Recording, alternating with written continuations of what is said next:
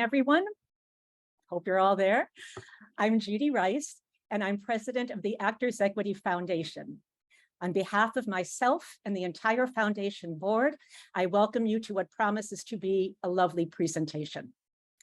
If you're not familiar with the Actors Equity Foundation, it is the philanthropic arm of Actors Equity, completely separate entities, but connected in our mutual efforts to better the working lives of the Equity membership, along with nurturing the theater communities in which we work.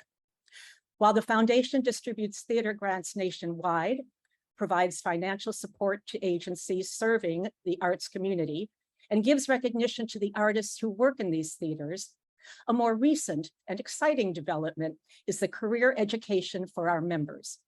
To that end, we've initiated a masterclass program, seminars in adding tools to your professional toolbox, vocal health workshops, audition stress, and casting, with more coming in the very near future.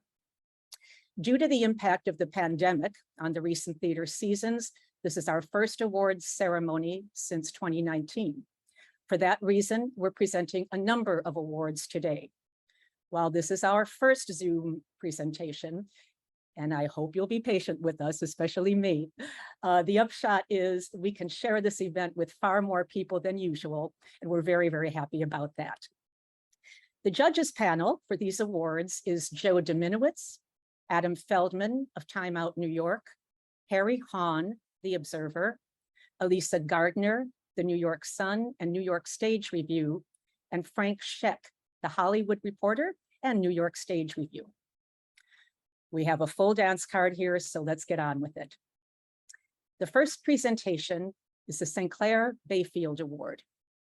Mr. Bayfield was an Equity member, and the award was established in his memory to honor the best performance by an actor performing a featured role in a Shakespeare play in the New York metropolitan area. Previous winners have included Carmen de Lavalade, Nathan Lane, Elizabeth McGovern, Mia Katigbak, and our most recent winner, Jonathan Hadari. The 2020 recipient of the Bayfield Award is Amber Gray.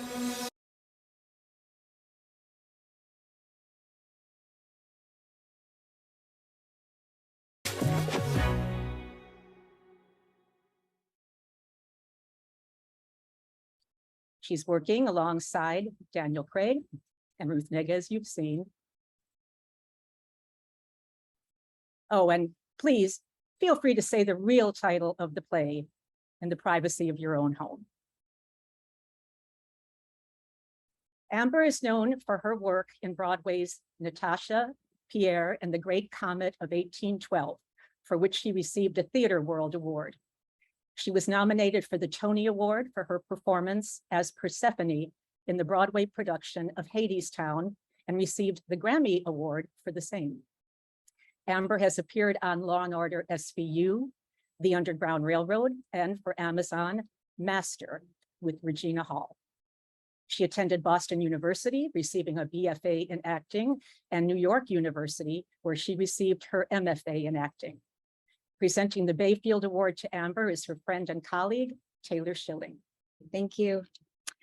I have been watching Amber work since I was 9 years old, when I first saw her in a production of Barnum in our town's middle school cafeteria.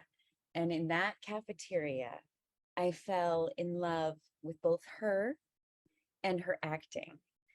Amber took me under her wing like a sister, and I regularly thank my lucky stars that we met when we did. At 13, Amber could penetrate into the marrow of an audience. At 13, she could really do this. Then, as now, she can let a room full of strangers feel like their most private pains and joys are being spoken to.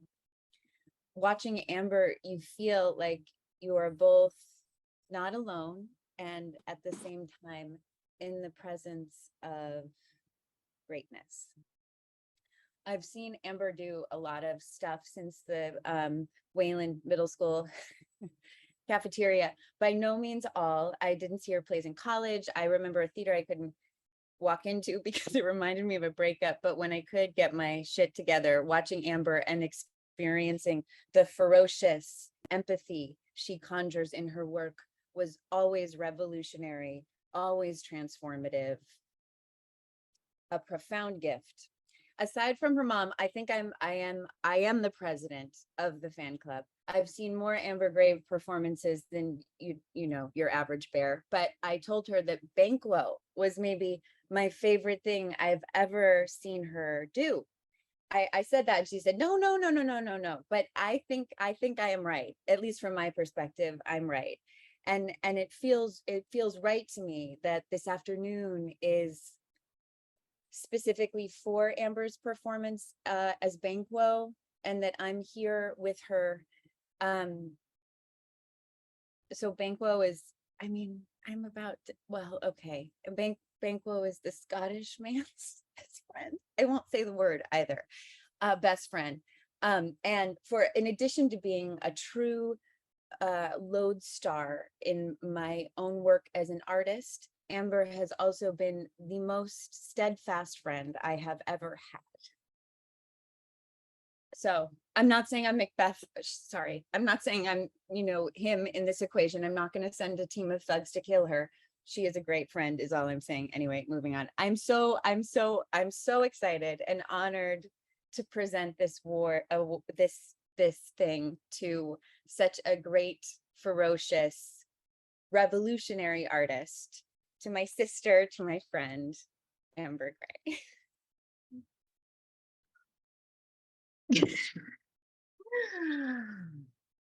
Bye. You went away. Thank you, my love. It's me now, yeah? You know, Taylor and I have known each other since we were children, and she is my family. And our theater teacher growing up, he really believed that a company was as good as its weakest link. And in order to turn a company into a team, you gave the weakest link a lead, and you gave the strong actors the supporting roles. So yes, I was Puck to Taylor's mustard seed, meaning Taylor Schilling was never the weak link. I just did a quick little journal to share some of the joys of this experience. And yeah, here we go. Shakespeare was how I cut my teeth. In my salad days, I got to take on Ophelia and Portia and Olivia and Cleopatra and Puck twice, all while I learned how to act. So 12 years later, after having done mostly musicals, this Macbeth is a very welcome homecoming and an exciting challenge because I wasn't sure whether those Shakespeare muscles had atrophied over the years. I'm happy to be part of this historic season, and not one, but two productions, and to go from a decadent musical to a bare bones Shakespeare. As the daughter of soldiers, I'm happy to take on Banquo by exploring and playing with gestures, gaits, and formalities I grew up observing. Happy to be in a Broadway production of Shakespeare. They seem to be rare in commercial theater these days. And so much of the feedback from my friends has been shock and joy that they understood the play at all, which is a very sad, low bar. I hope that our production is instilling some love for poetry, or at least removing some fear of poetry. Happy to be part of this incredibly diverse cast. I hope we are increasing the connection to this material. Happy the production had a student ticket initiative that gave away over 2,000 fully funded tickets. I want Broadway to be accessible to all people, so I'm really very proud that this thoughtful step was taken. Happy to be telling the story of Macbeth specifically. There's a reason it's so popular right now. We clearly still need the message that one tiny tyrant can ruin a whole country, or maybe we just crave seeing the tyrant's head chopped off in the end. And I'm so grateful for this cast. A few of them hadn't been in community during the pandemic, so they were craving tribalism, and it made for a deeply affectionate room. They're such love bugs, so much hugging. I think I'm probably not the most affectionate of creatures, and this bunch has softened me, and I welcome all the extra love. Happy to be making communal art during this extraordinary time. I'm grateful to the Actors Equity Panel for the honor of the St. Clair Bayfield. It is a much appreciated, unexpected cherry on top of this experience. So thank you.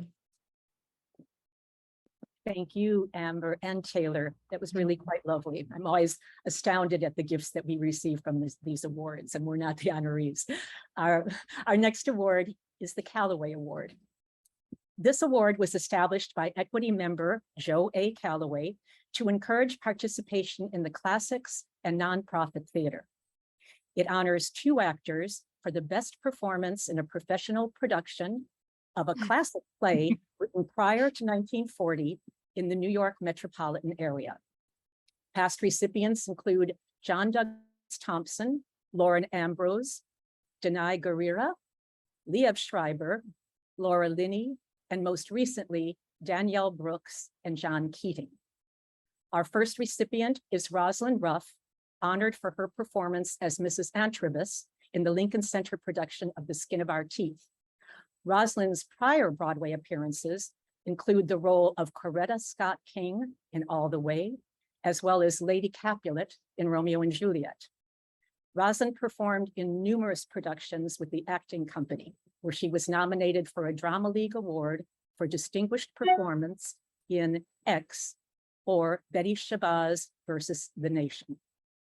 Roslyn received the Lucille Lortel Award for her work in The Piano Lesson at the Signature Theater, along with the Drama League nomination, and she received the Obie Award for 7 guitars, also at the Signature. Roslyn's regional credits include work at Two River Theater, Berkeley Rep, Long Wharf, the Kennedy Center, Indiana Rep, Old Globe, the Alliance, the McCarter Theater, and the Yale Rep. Roslyn's work in film and television is also Rachel Getting Married and Marriage Story, Masters of Sex, and recently in recurring roles in Madam's Secretary and Blue Bloods on TV, along with her portrayal of the great singer Marian Anderson in Showtime's The First Lady.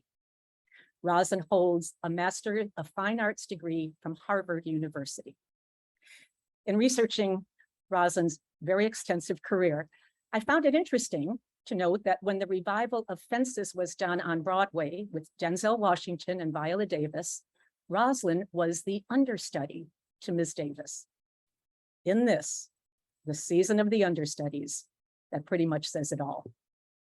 Here is a clip of Roslyn at work in The Skin of Our Teeth. Now, in this clip, we begin with the character of Sabina, played by Gabby Beans. Then the focus shifts to Roslyn's response as Mrs. Antrobus.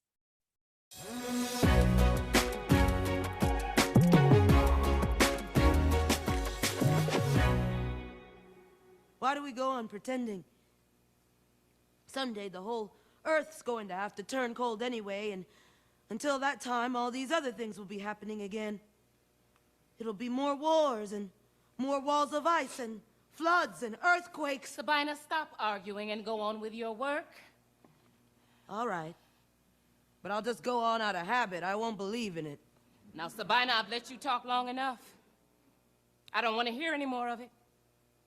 Do I have to explain to you what everybody knows? Everybody who keeps a home going?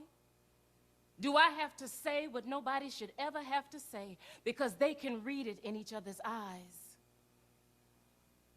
Now listen to me.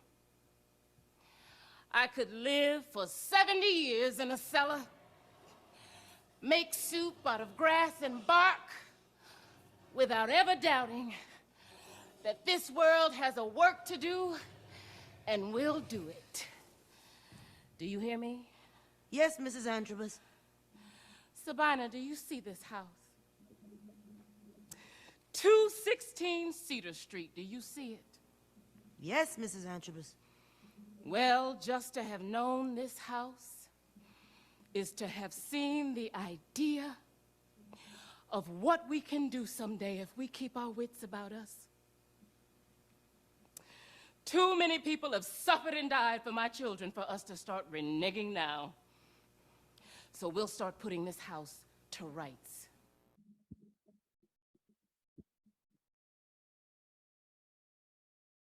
Presenting the Callaway Award to Roslyn is the director of The Skin of Our Teeth, Liliana Blaine Cruz.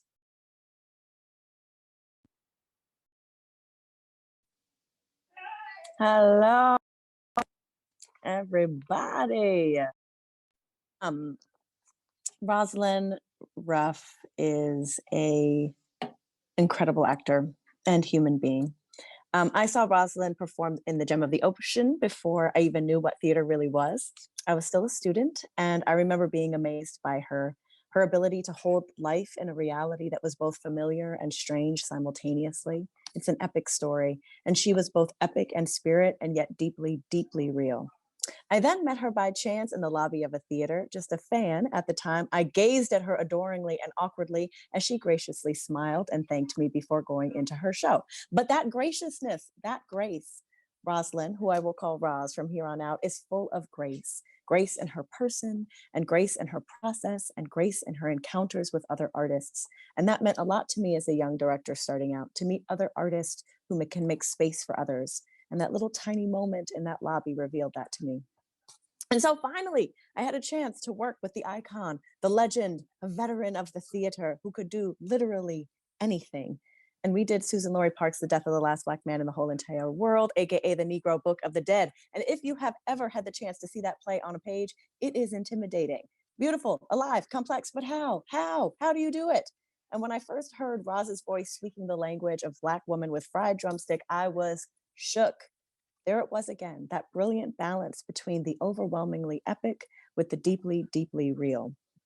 And in the process of making that play, I learned that not only is Roz an actor with grace, she has a deep work ethic, a rigor when it comes to finding the heart of the story, deeply embedded not only in the language of the play, but in the rigorous pursuit of those most essential truths. Roz, in pursuit of these truths, finds the one that make us question how we live and how we survive as people, reveals the questions of humanity and all of their burning need. Needless to say, she shook the entire house with her voice. And so when it came to thinking about who can occupy an epic world with truth and love and power, who can live in a theatrical event that asks humanity how we will survive over and over and over again, there was no doubt that that person who could hold that world in all of its enormity and shake us with that truth was Roz for The Skin of Our Teeth. The Skin of Our Teeth is enormous. And Roz made that roller coaster ride towards the end of the world true, full of urgency that we were feeling inside of the play and in the world at large. How will we survive? Roz not only embodied the urgency of that question, but also the deep histories of the people who have shown us how to survive over and over and over and over again. And that's actually one of the hardest things to do, to be able to be both incredibly singular and specific and an every man / every woman. It takes an enormous human being to represent humanity with the capital H. And that's just what Roz does. She holds the world. And by doing so, she allows us as an audience to weep, to mourn, to laugh, and to hope for better futures. In the safety of process, I generally talk about spirit, about the fact that we make theater because it is a reminder that this is all bigger than all of us. And Roz constantly in her work and in her performances offers a glimpse into that enormity, into the potential power of our spirits to survive and to love. And in that spirit, I am honored to present Roslyn Ruff with the Callaway Award for her performance as Mrs. Antrobus in The Skin of Our Teeth. Liliana, I love you, I love you, I love you. That was so beautiful. And, but I also can't stop thinking about the fact that B-roll is taken so early on. And performances grow and change. That was some old footage that I got a lot of notes on. But anyway, I am so grateful to the Actors Equity Foundation for your care, your concern, and your support of actors. Thank you for this honor. Thank you to the panel of judges. Special shout out to Adam Feldman. He's a friend I didn't know I had. The Skin of Our Teeth was easily one of the most exhausting and magnificent things that I have ever had the pleasure to be a part of. And I said yes for two reasons, because one, it scared the crap out of me. And two, Liliana Blaine Cruz was directing. So I knew that I would be safe. And I thank you so much, Liliana, for trusting and insisting and believing that I could do this. You created such a kind and joyful and safe and supportive and challenging in the best of ways room. A lot of people like to say that this play doesn't make a lot of sense. This play is a lot of things. It's big, it's crazy, it's weird, but I think the rub is that it makes perfect and complete sense because Mr. Wilder is speaking to our humanity. He's speaking to our world and how it doesn't make sense up until this very moment. So I challenge everybody who said that this play, that does say that this play doesn't make any sense, because it absolutely does, because it reflects our world. A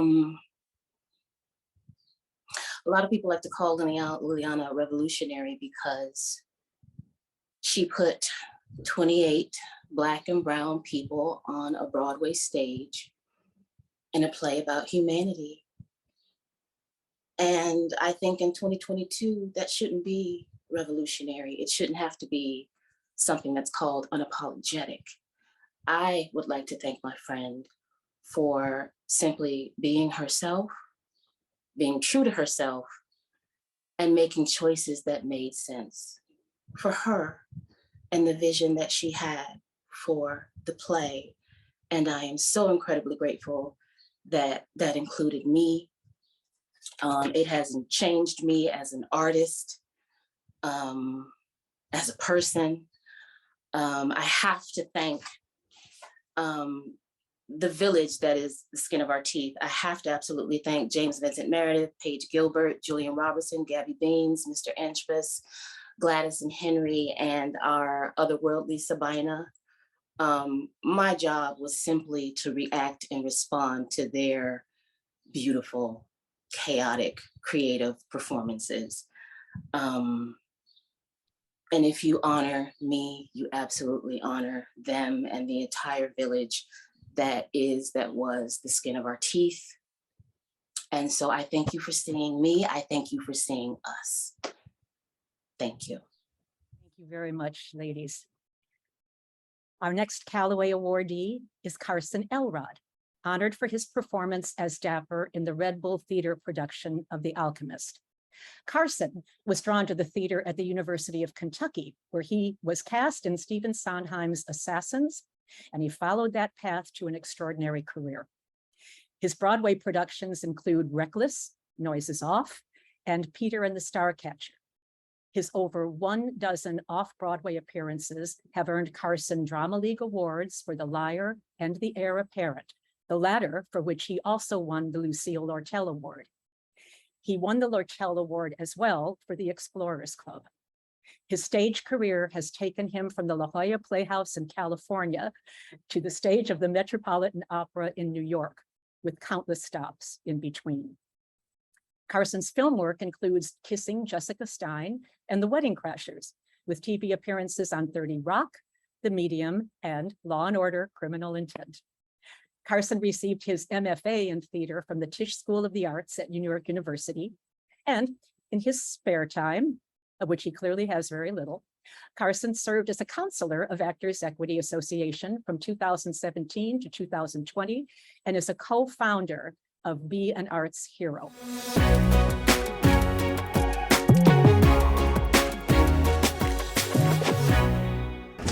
Is this close to when we said? Sir, you are weirdly punctual. And my aunt, the Queen of Fairies? Oh, Queen Fairy's on fast approach. She's a fire to see you. Is she now? Well, entre nous, the prospect of meeting her has me sparking the paving stones a bit myself. Ah, that's good. Have you your £60? On my person. But I'll not give it all till I've kissed her.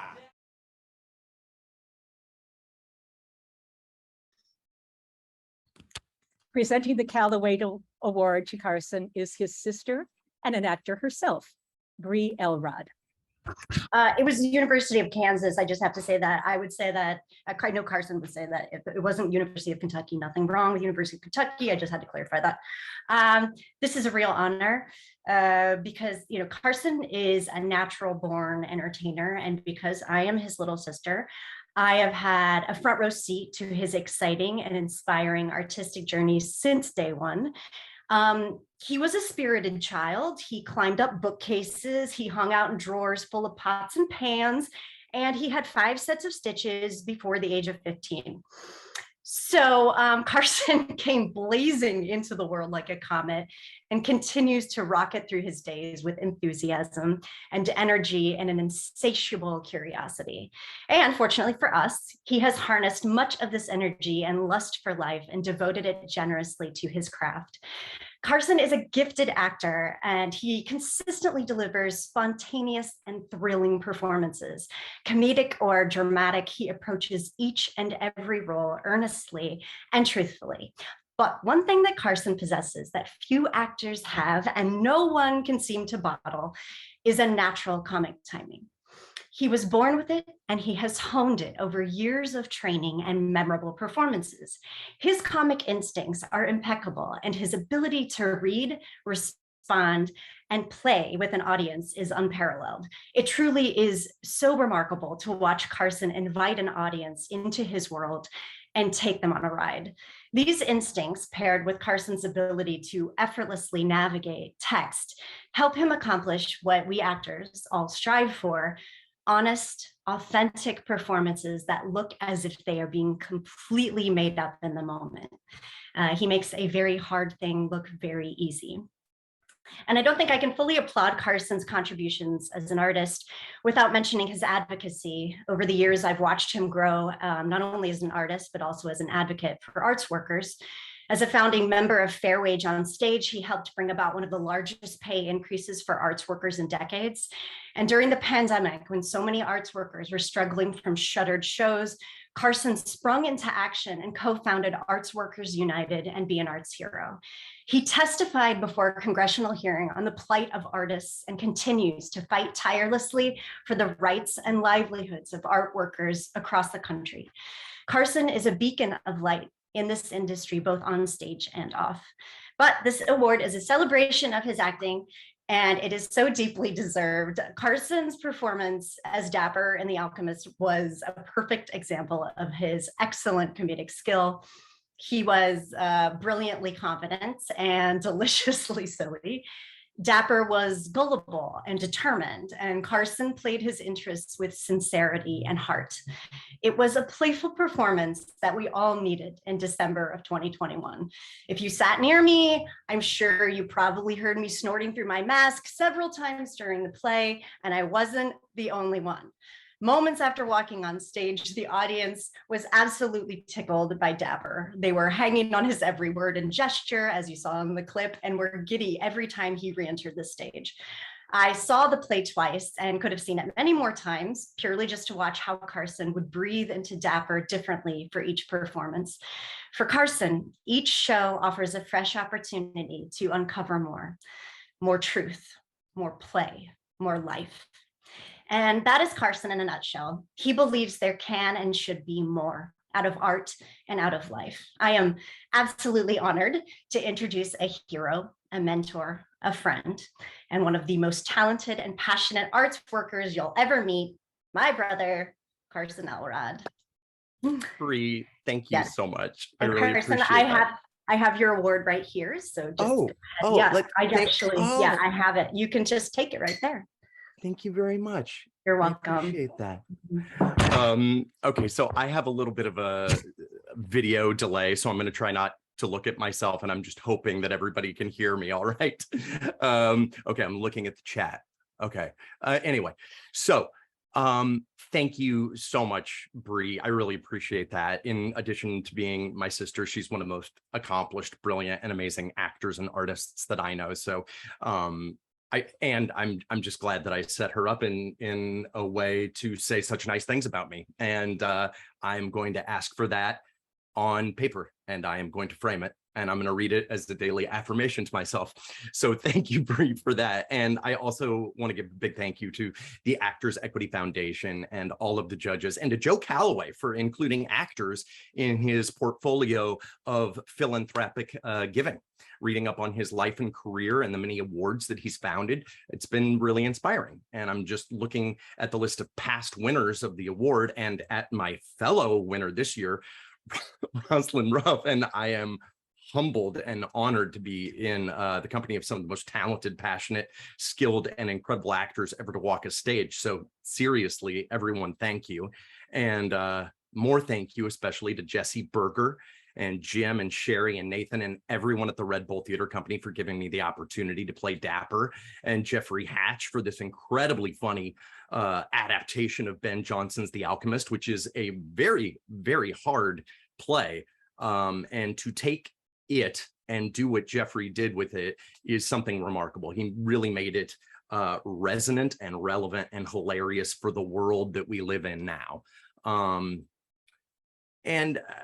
You know, I really have to give more thanks to everyone involved with this, because a performance is built as part of a company, and especially with comedy, it's also built with an audience as well.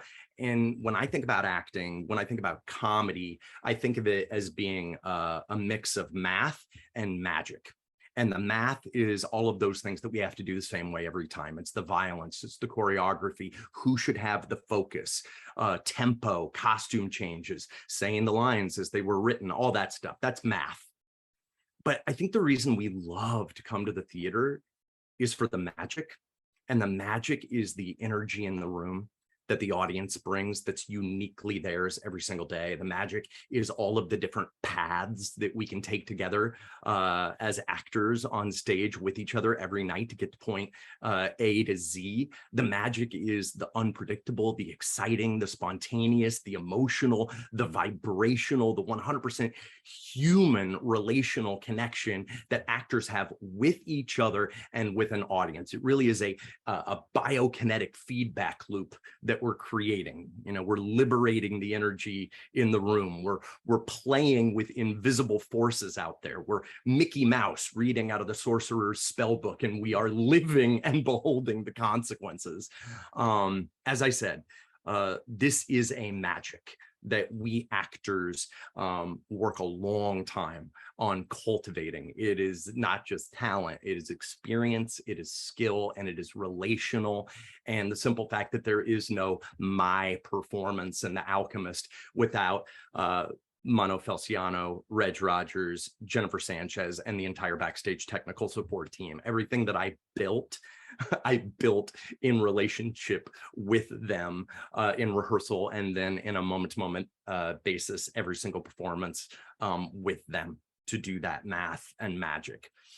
So I'm just filled with gratitude and appreciation to the foundation and to Bree for those incredible remarks. And you know, I second Roslyn. That video does not I am incredibly subtle with what I do on stage. It's very small and precise, and you know, you could look at it through a microscope. So yeah, that video doesn't necessarily tell the whole story. But thank you very much. I really appreciate it. We're not in Kansas anymore, Kentucky anymore, we're in Kansas. And my deep apologies for that. I'm going to find that internet source that puts you in another state. But thank you very much for such lovely words, both you and your sister. Our next award is the Clarence Derwent Award.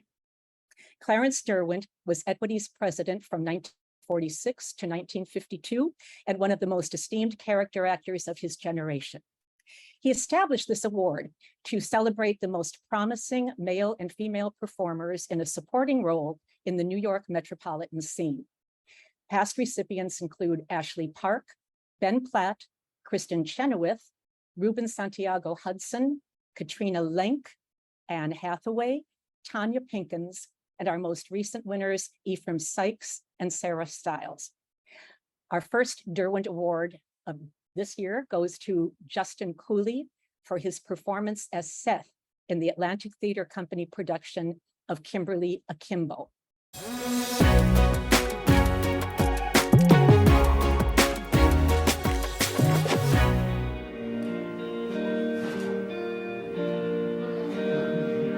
My brother played with nunchucks. I liked playing chess. My brother broke the knickknacks. I would clean the mess. I ate my peas and carrots. My brother never would. And as my mother died, I promised to be good. The good can be a little bad, could do a lot of good. Consider Frodo Baggins, consider Robin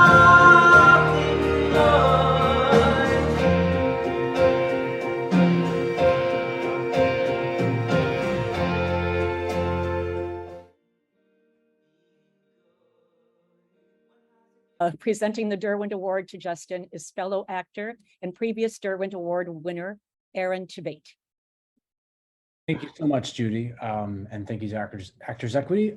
Justin will make his Broadway debut actually this year with Kimberly Akimbo after originating his role at the Atlantic, which garnered him a Theater World Award, as well as nominations for the Drama Desk Award for Outstanding Featured Actor in a Musical, the Lucille Lortel Award for Outstanding Lead Performer in a Musical, and the Outer Critics Circle Award as an Outstanding Actor in a Musical. The Clarence Derwent Award is an extremely meaningful and special achievement.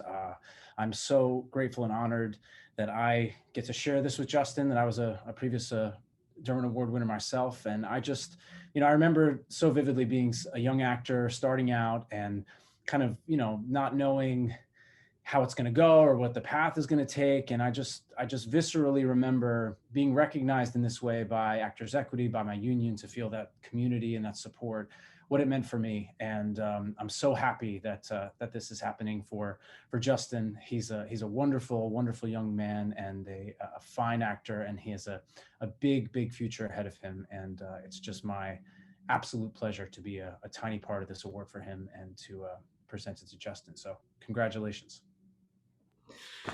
Thank you so much, Aaron. And thank you everyone for being here. I never would have imagined a year ago I would be at an Actors Equity ceremony presented by Aaron Tveit, but here we are. And it's incredible. And I mean, that's why it is truly such an honor. And what Aaron was saying was right. And so grateful to be welcomed into this community and union among this incredible group of people. So thank you so much to the Actors Equity Foundation and everyone involved. When I moved to New York last fall to start Kimberly Akimbo, it was incredibly exciting, but also nerve-wracking. I mean, I didn't know what to expect. I didn't know, when I could let my guard down and be myself and be celebrated. But I learned quickly and witnessed that the people in this community are just so united and fight for each other and cry for each other and have nothing but overwhelming love for fellow artists and everything we're able to create and accomplish together. And seeing that really reinforced and, made me feel like this is where I belong and what I want to do. And I mean, because of that, I've learned, the environment was opened up for me to learn so much as an artist and as a person, and how to connect with people and reach people and connect with yourself and be the most authentic, purest, incredible version of yourself, and to chase any little spark of joy you see out there without any abandon. So because of that, I know that being a part of this community and supporting others and making a difference is really what I want to do for years to come. And receiving this award is incredibly assuring and makes me feel like the way is cleared for me to do that. And so I'm so grateful to all the people that I've been embraced by and pushed along the way, my family, my castmates. A special shout out to Victoria Clark for just being everything to me.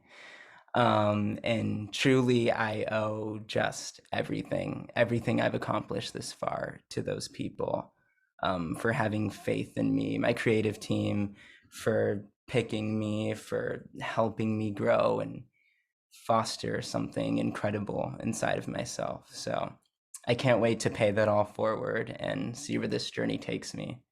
So once again, thank you so much. I'm so glad to be here.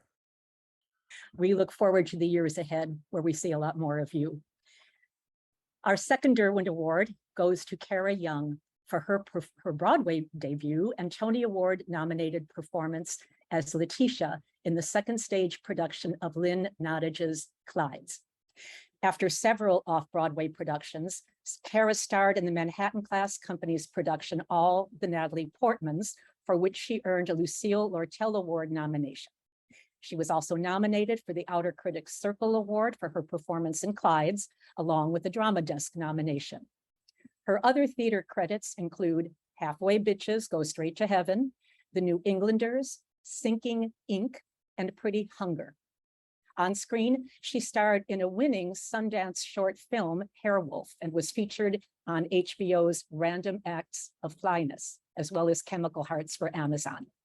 She also spent 4 seasons on MTV's Girl Code.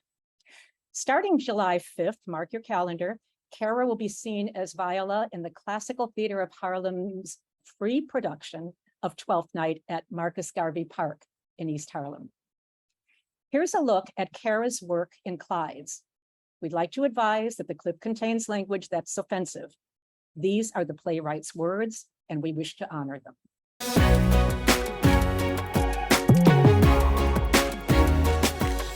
Oh my God. What? Slow down. Remember when Montrella said about preparing a sandwich? There's too much anger in your fingers, girl. The sandwich is your pulpit. It's where you preach the gospel of good eating. I know. He always be saying that, but I don't really get what he means. It's like blah, blah, blah, sandwich, whatever. Eggplant parmigiana with black olives, capers, and anchovies. What's the sauce called? Puttanesca. Yeah, puttanesca on an olive and rosemary ciabatta. Damn. Yep. I dig. Okay. Bacon, lettuce, and grilled squash on cornbread with molasses butter. Molasses butter? Molasses butter, nigga. Dream.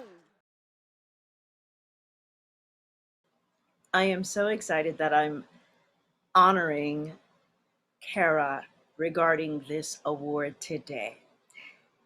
If this was in person, I would be squeezing and kissing the living daylights out of my little princess because I love her so much. I love this woman.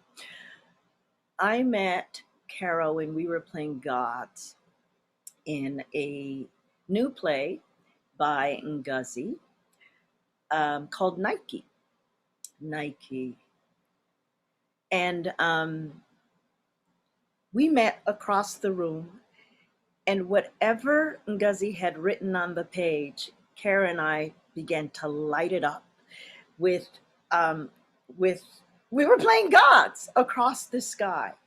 It was like energies meeting, like spirits meeting, like minds meeting, like Caribbeanness meeting. We were so connected on so many levels.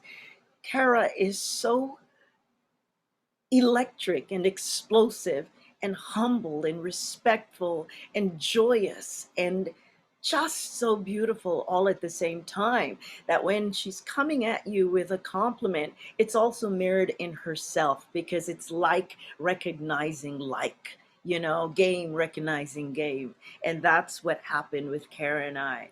Then we worked again on Jackie Sybil's Drury, Fairview.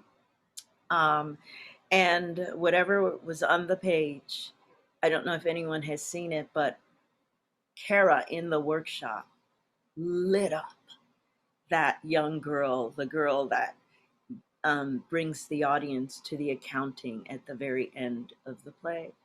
And then we had the best time being bitches, halfway bitches in the halfway bitches house, the Gerges play.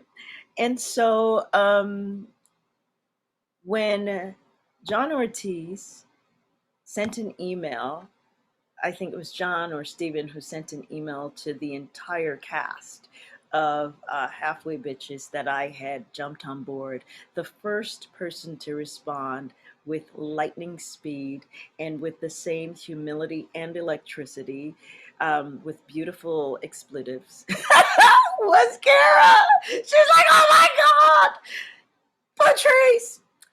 And oh my God, I was so excited to be working with my baby. I call her my baby. I am actually on good behavior pronouncing her name the way you guys would, because I call her Kara, which is Kara. So anyway, Kara, I got the opportunity to work with this beautiful, beautiful, beautiful, beautiful angel and watch her send words and vibrations into her, the earth of herself, and have them turn around, be watered by her brilliance, and have them just begin to grow and take root, and then take on a metaphysics that then comes through every single pore of her body and lights up the room. Kara creates in order to give away. She creates in order to give away, and it's regenerative.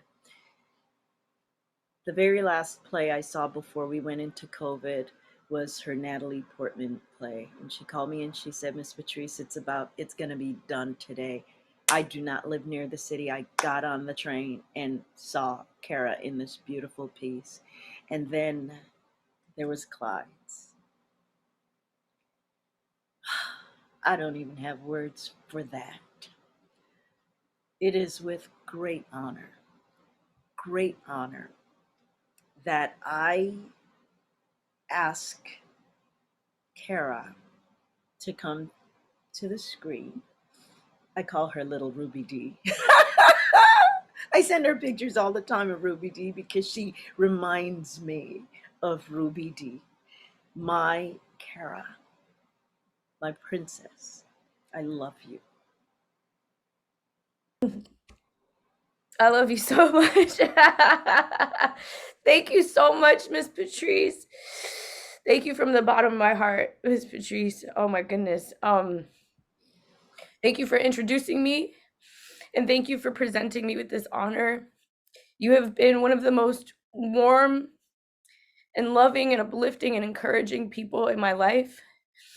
The continued love and support from you has been a magical exchange and an example of how we hold community together and how our theater community transcends friendships and become family. Thank you, Miss Patrice. Oh my goodness. I did not expect to cry. I've been crying since. Goodness. Oh my goodness. So thank you. Thank you, Actors Equity, for this beautiful award and this acknowledgement. Becoming Equity was simply a pride.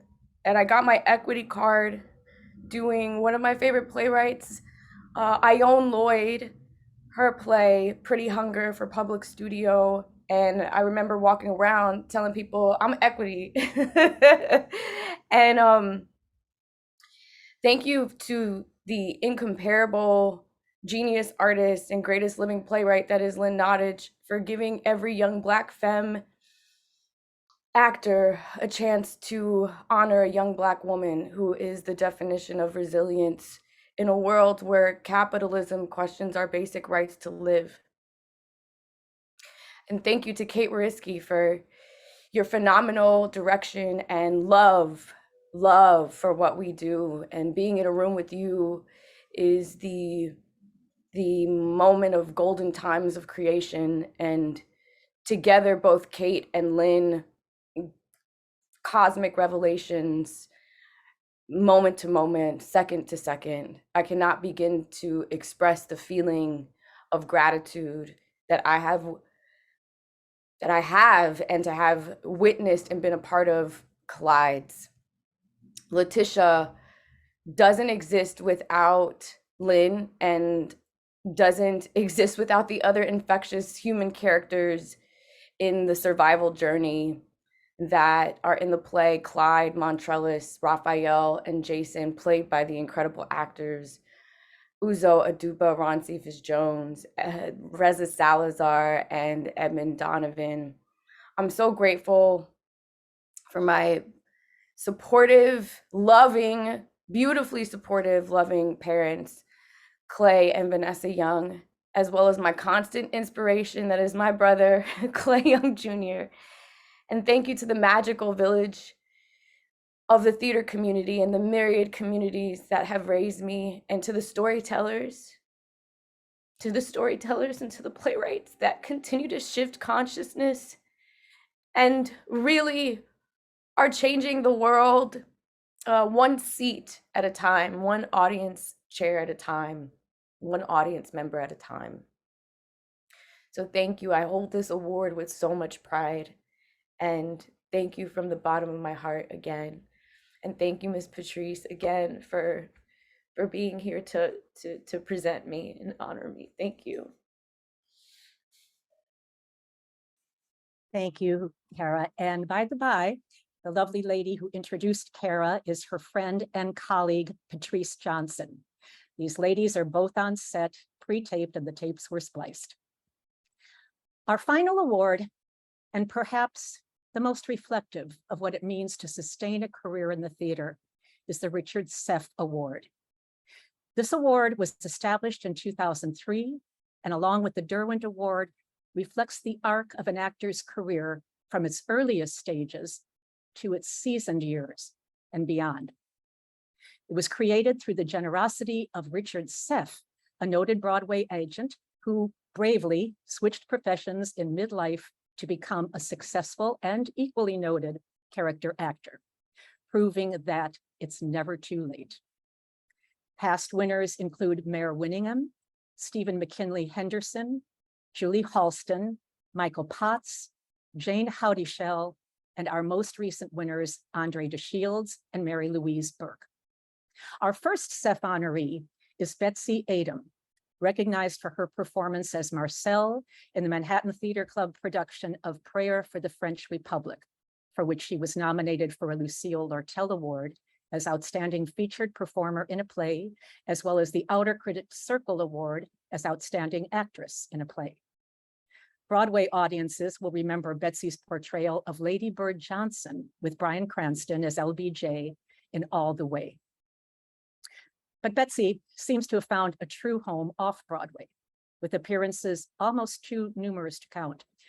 She has appeared there in such productions as Balm and Gilead, A Lie of the Mind, Steel Magnolias, and The Night Hank Williams Died, performing with companies such as Playwrights Horizons and Atlantic Theater, The Vineyard, Manhattan Class Company, Circle Rep, Long Wharf, and Lincoln Center, to name only a few. For this work, Betsy received the Obie Award for Sustained Excellence of Performance. Betsy's film work includes The Greatest Showman, Far From Heaven, You Can Count on Me, and 9 Months, with TV appearances on Blacklist, Bull, Madam Secretary, Orange is the New Black, and a recurring role on Law and Order SVU. Recently, Betsy took on the title of director for her production of Lucas Nate's A Dollhouse, Part 2 at the George Street Playhouse. She is an adjunct professor in drama at her alma mater, NYU's Tisch School of the Arts. Here is Betsy in performance with Actors Equity Counselor Richard Topol in Prayer for the French Republic.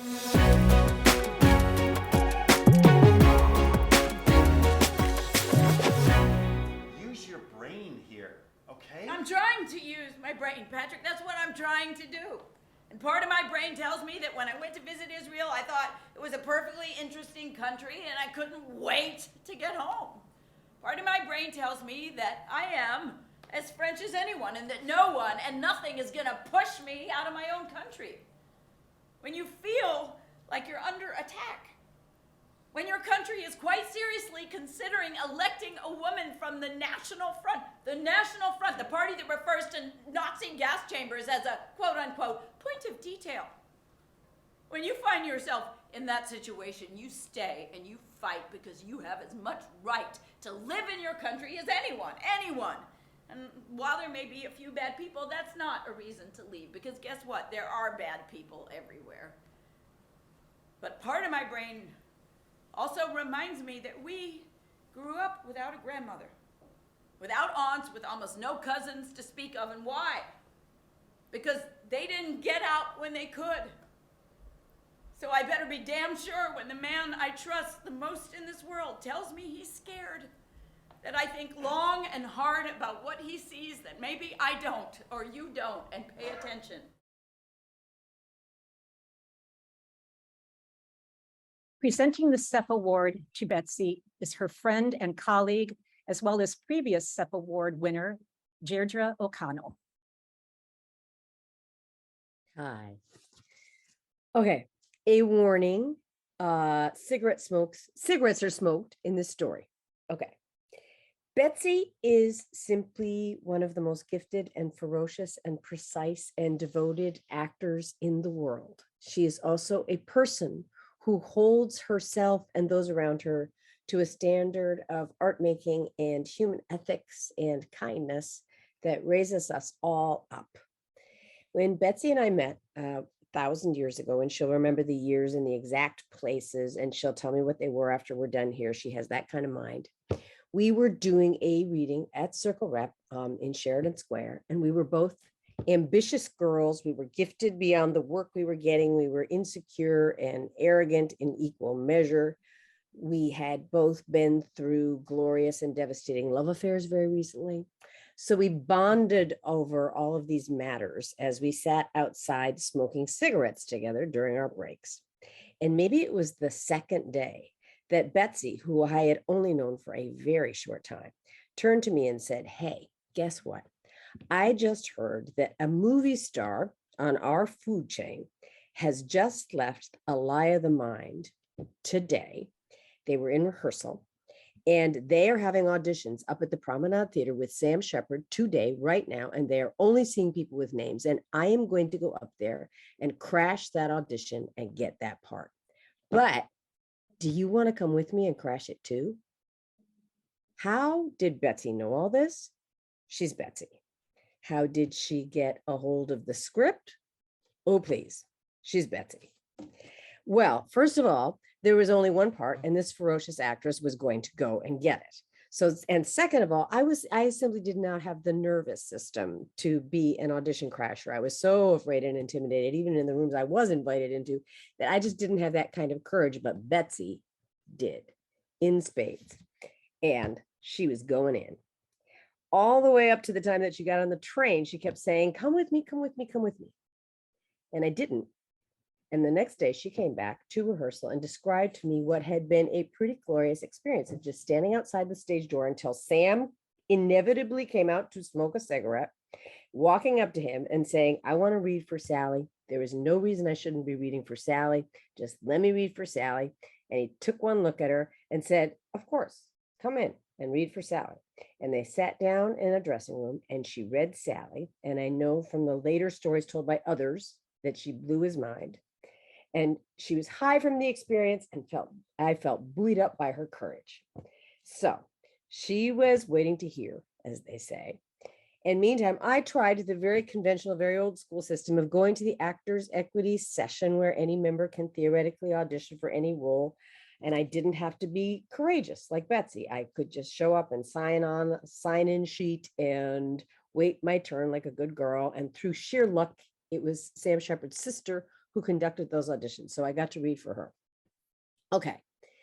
After two very different ways of going about the same thing, Betsy and I both ended up booking the understudies for two great roles, a glorious miracle at the time. And that is where we really bonded. We ended up quickly taking over those roles, another glorious miracle, and living with that play together for 6 months changed our lives inside and out. Okay, this could be a kid's book about the scaredy cat and the brave cat, but mostly it's the story about the classy, generous cat who told the scaredy cat about the audition in the first place. That's who Betsy is. That is who she has always been. She is also a diva in the best sense of the word, an artist of such depth and skill and truth and humor that she enriches everything she touches.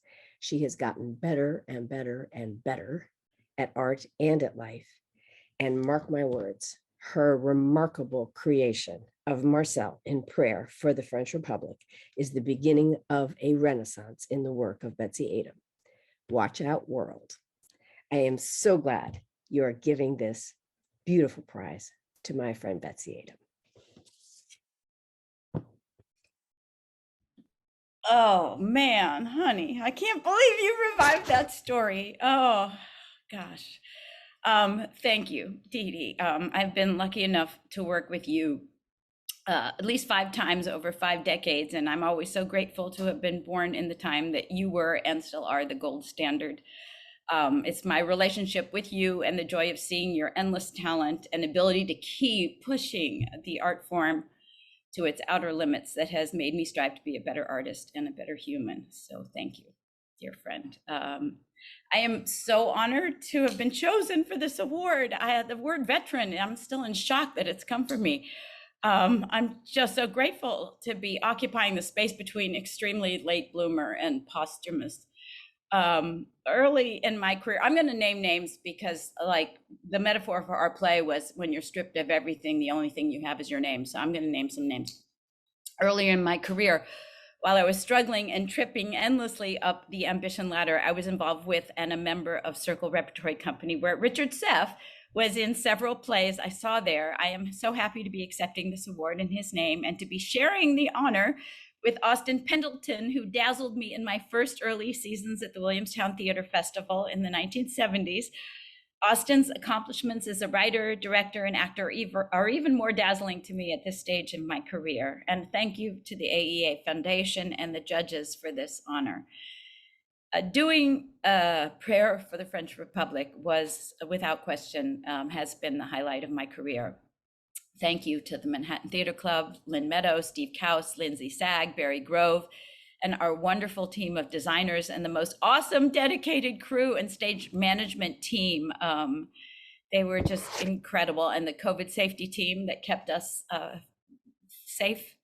The first workshop of this play that I did was like a few weeks before the pandemic. And through a year of like Zoom readings and ultimately an offer a year before we started rehearsal, it gave me something so exciting to look forward to and sustain me during a time that might have otherwise been impossible.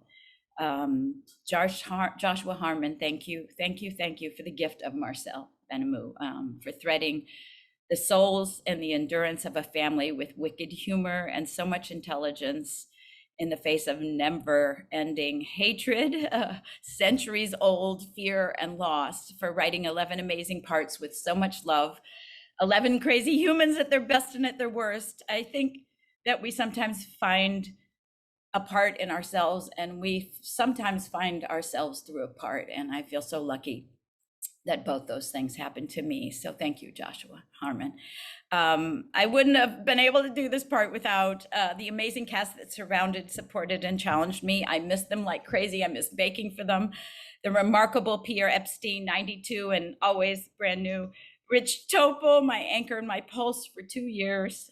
Frances Benmu, who gave me more to work with every night than I could handle, and will always be grateful to her for that. The great Yair Ben-Dor, Jeff Seymour, Nancy Robinette, Ken Tiger, Ari Brand, Peyton Lusk, Molly Ransom, Emma Gear, and our extraordinary understudies who never went on but cheered us on constantly: Stephen Schnetzer, Lorianne Wilner, L'Oreal Friedman, Joshua Houghton, and Dale Pace. And huge and biggest thanks to David Cromer for picking me in the first place and being the best captain I know. As a leader, he holds himself accountable for finding the potential in all of us, and who makes rehearsal the best party, and who encourages you to fail, to indulge in not knowing, and he understands the subtlest physics of storytelling. He called me on my shit, and he was quiet when it worked, and he's rarely quiet. So he taught me how to keep the victories close to the vest and let the attempts of uncertainty and fear flail out into the open. So thank you for the confluence, baby. Ultimately, thanks to my family and Sam, my son, my orient point in all things, and the friends that keep me going while the sky is falling, and my manager, Lori Smith, for always keeping the faith. I want to accept this word ultimately, finally, on behalf of my great-grandmother and my great-aunts who did not have the luxury of fulfilling their dreams. They were run out of Russia by pogroms and taken on trains to death camps in Poland. So my family is very small, and I think I chose the theater partly to build a bigger family. I accept this award with deep and abiding gratitude and for acknowledging my dreams. Thank you. Thank you, Betsy. That was lovely. I'm happy to tell you all that Richard Seff is actually here with us, and he would like to share a few words.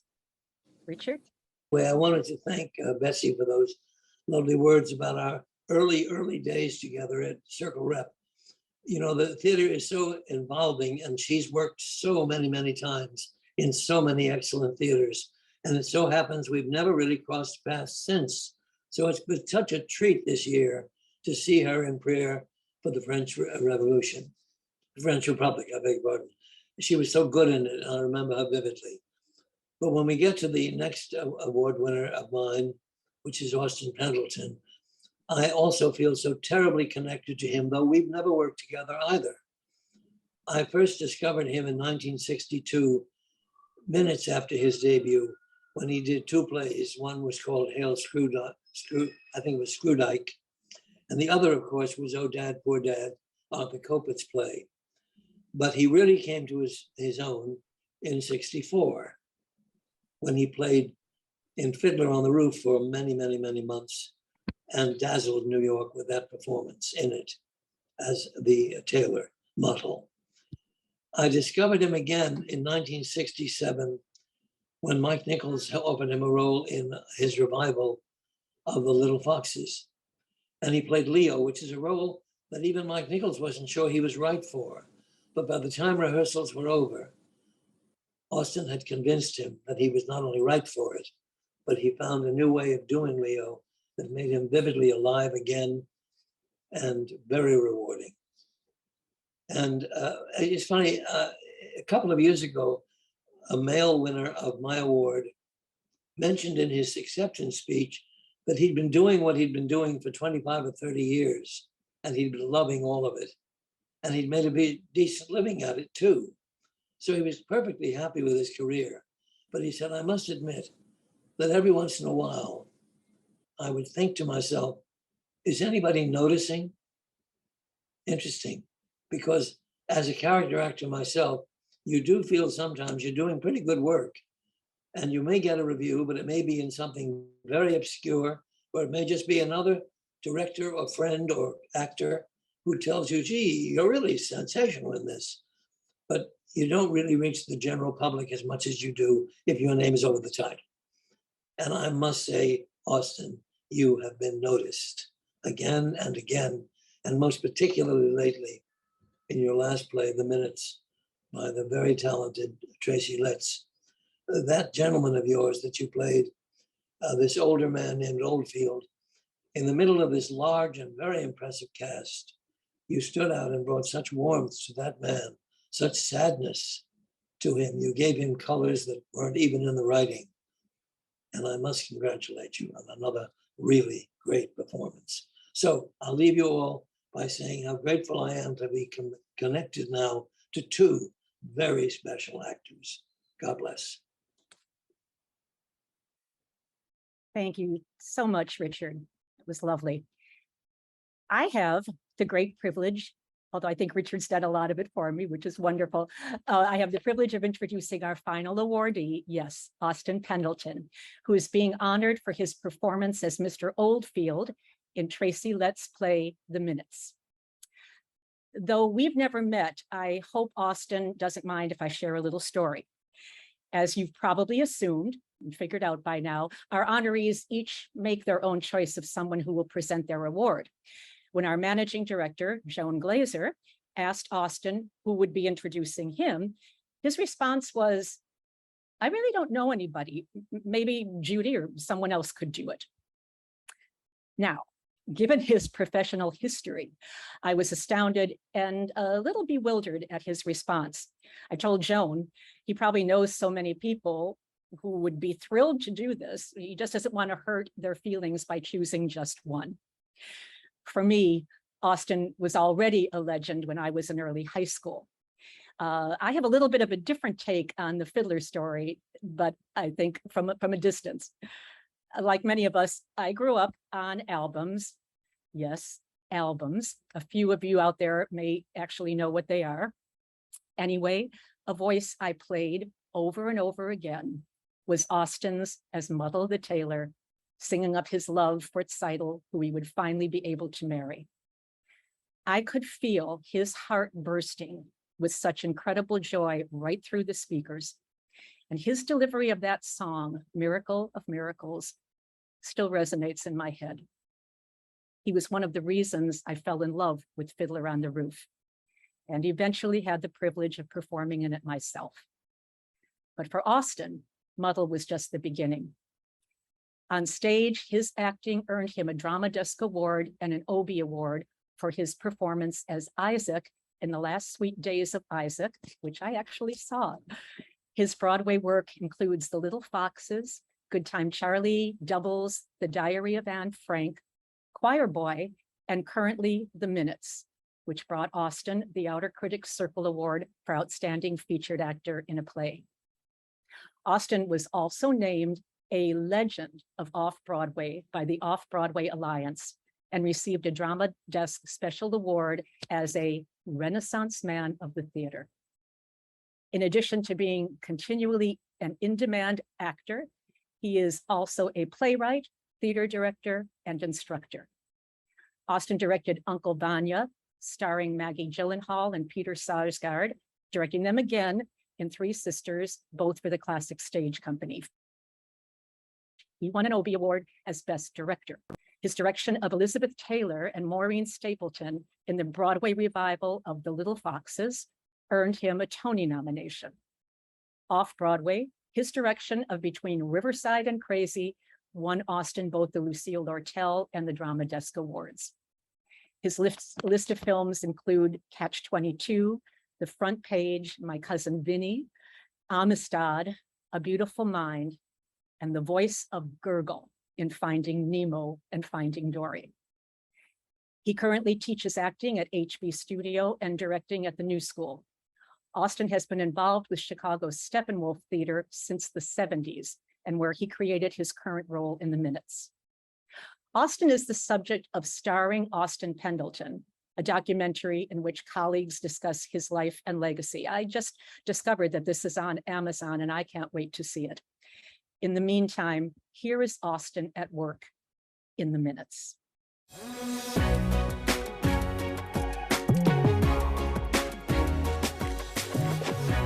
Before we begin, any announcements? I have an announcement. All right, go ahead. Well, let's talk about parking. Is that an announcement? I'm announcing that I'd like to talk about parking. George, that's not an announcement. I believe it is. Announcing what you'd like to talk about is not an announcement, any more than announcing that you're going to the bathroom. Well, that's embarrassing. I didn't think when I came in here tonight that I was have to hear the word bathroom. That might not be the last time tonight you hear that word. Let me go on the record saying, I hope it is. First of all, in chaotic order, Richard Seff, thank you. Richard Seff has always been an inspiration to me, as he has to everybody else, and I'm honored to have an award that bears his name. And Betsy Aidem, for her own work and all the years I've known her work, and for her accurate praise for David Cromer. I join a whole host of playwrights and actors who owe so much to David Cromer, in particular in my case for his direction of the play I wrote, Orson's Shadow, which is, it's a good enough play, but boy, is it beset by traps and pitfalls, and he steered past them all triumphantly and thoughtfully and kindly and sweetly. Actors Equity. I joined Actors Equity in 1962, January, right at the beginning of January 1962, and it remains one of the proudest moments of my life. And it has sustained me as it sustained everybody else through thick and thin for many, many, many years. Then it's a thrilling organization to belong to. It's beyond supportive. It's always there for you, everybody there. And so I'm really thanking Actors Equity for holding my professional life together. Jerry Robbins, my career would simply have not occurred without him. He directed Odad Poor Dad, and then he directed Fiddler on the Roof. And he was demanding, he was kind, and he was in constant support of everything I did for the rest of his life. He would come to see them all, he would comment on them, we would talk about them. He would keep me going really with his support, again, through thick and thin. And in the two shows that I was in, because of him that he directed, I had the honor of meeting and working with no less than Jo Van Fleet and Barbara Harris and Zero Mostel and Joanna Merlin, and 4 people very different from each other. All what they hold in common was extraordinary talent, extraordinary resourcefulness, extraordinary sweetness, really, all 4 of them, Joe, Barbara, Zero, Joanna. Barbara, at one point when we were just about to go into rehearsal for Odad Poor Dad, she called me up, and she was staying in an apartment that some friends had, and they were out of town. She said, "Come by and let's work on Odad Poor Dad," which was going into rehearsal in 2 days. And she taught me all kinds of, taught me, it was my first great acting lesson. She taught me more about acting that evening. That building, 200 West 54th, happens to be on my way to the theater to do the minutes. And it's talismanic. I sometimes even touch the building as I'm on the way. And then I remember when acting in the minutes with this awesome cast, that including Mr. Letts himself, that I just remember everything she taught me that one evening, that Saturday night. And it's huge what she taught me. I could go into detail, but we'd be here for the rest of the evening. The Derwent Award, yeah, I won it too once in 1967 for a play I'd done several months before. That opened and closed in a week, but it was directed by no less than Alan Arkin, who again, from whom I learned an astounding amount about acting, and which I continue to learn in the times I've acted with him in film. And then the fact that I won the Derwent Award was announced about 6 months after we closed, and that led me to be cast, or as Mike Nichols put it, to be miscast as Leo in The Little Foxes. And he tried very hard. He wanted to challenge the miscasting. He worked really hard with me on it. I, for some reason, got nowhere. I still wonder why I dragged my feet so much in that.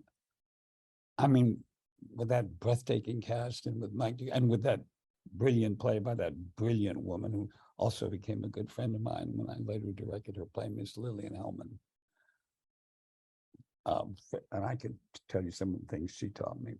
But anyway, in Little Foxes, one day Mike was totally exasperated by my total unwillingness to confront the miscasting. And so I told this to Anne Bancroft, and she came in the next morning. She said, "I figured out what he doesn't like." she said, "You're walking wrong." Some of you may have heard this already. And I said, okay. I thought, whatever. I mean, I don't know what I'm doing. So what? She said, "You, Austin, when you walk across the room, you lead with your head because people have always told you you're smart. Why, I have no idea, but they've always told you you're smart." She was like that. She was funny. And but Leo is stupid. The only thing he's proud of is his relationship with an offstage character called the Woman from Mobile. And he's so stupid, he doesn't even realize she's a prostitute. So Austin, when you walk across the stage as Leo, you got to lead not with your head, but with your crotch. So I thought, well, I've got nothing to lose. I'm probably about to be fired, and justifiably fired. But so I went out and just started leading with my crotch, and it all fell into place. And like a whole lot of people, I owed a lot over the years to the wild generosity, as well, of course, unquestionable talent of Anne Bancroft. Then there's the Steppenwolf Theater. I directed a play off Broadway called Say Goodnight Gracie by Ralph Pape, and it was going very well, and the Chicago producer wanted it. And he wanted a Chicago director. Our producer, Wayne Adams, said, "No, you have to use Austin." And the guy was clearly disgruntled by this, but he said, "Okay, but Austin has to use the members of this new company in Chicago called the Steppenwolf." And I thought, oh, I don't want to go to, first of all, I hate the name of the company. Either they're named themselves after a brilliant rock group or a very brilliant novelist. And as it turns out, their naming didn't have anything to do with any of that. So I dragged my feet out to Steppenwolf, and it's literally transformed my professional life as an actor, as a director, and as a playwright. I mean, they originated Orson's Shadow, which David Cromer directed, as I said. They introduced me to David Cromer. But they've introduced me to so many other things, and I'm still with them, and I'm thrilled. I can't imagine my life without them. And I fought tooth and nail against going out there. So much for going with your gut. And Lillian Hellman, when I didn't know her that well when I was in the play, although she was very supportive. But when I directed the great Elizabeth Taylor and the great Maureen Stapleton in her play, then we really became friends. And she said to me once on the phone, "I'm going to tell you something, Austin, I don't think you know. You got to learn." I said, "What?" "You don't understand that friends can fight. You'll get even more out of your many friendships than you already have if you just acknowledge the fact that you can fight." And she would instruct me how. We fought all the time. They were glorious fights. I miss her to this day. I miss her to this day. Then you mentioned The Last Sweet Days of Isaac, Judy, and that's written by Gretchen Cryer and Nancy Ford, whom I've known since I was in college, and who have had an unending effect on my career, my life, my outlook on life, and whom I thank. Now I'm looking down this list, and I'm aware that I've left out 100,000 other people. And my apologies to all of them, but also my deep, deep gratitude to Richard Seff and to Actors Equity for this award. It means a lot to me. It's very meaningful. And I wish everybody a fine time, a very fine time as we roll along. Oh, and also the whole cast of the minutes, certainly Tracy. As I may mention, Tracy's the reason Orson's Shadow got done in New York with David Cromer directing. But he's also a great actor, a great friend, a great colleague. But so is everybody else in that. But I could list them all, but as I say, it'll be 8 o'clock by the time I talk about every one of them. So just everybody in that cast of that fascinating, challenging, frightening, funny, hilarious, tragic play. Okay. Thank you so much, Austin. Yeah. Yes. Okay. Wow, Thank you, Judy. Thank you so much. I think we just had a master class. This And brings thank you, Joan. Thank you, Joan. Yeah. Yeah. Totally. Yeah. This brings us to the end of this presentation, but it would not be complete without an enormous thank you to the people who made it possible. I extend thanks to the wonderful Actors Equity staff who assisted us, Rachel Goldfarb, David Levy, J. Ray Rivera, and Noah Diamond. My personal thanks to the production's public relations staffs for their assistance in providing the video clips. And last, but by no means least, my deepest gratitude to Joan Glazer, the managing director of the foundation, and to the brilliant and patient videographer, technical producer, Alicia Quirk, who has put this entire presentation together. And finally, to our honorees, who gave us such great reasons to gather. It truly did take a village. Oh, by the way, we rely heavily on endowments, grants, and kind support from individual donors. If you are able to help us, we're appreciative of any donation you might be able to make, as well as any ideas you have for seminars, for training, anything that you would find valuable. Please check out our website, actorsequityfoundation.org, as well as our social media outlets to learn more about the foundation. And please contact us with your suggestions. We're here to help. Thank you so, so much for being here. I look forward to seeing you all in person one day soon. Have a lovely and safe holiday.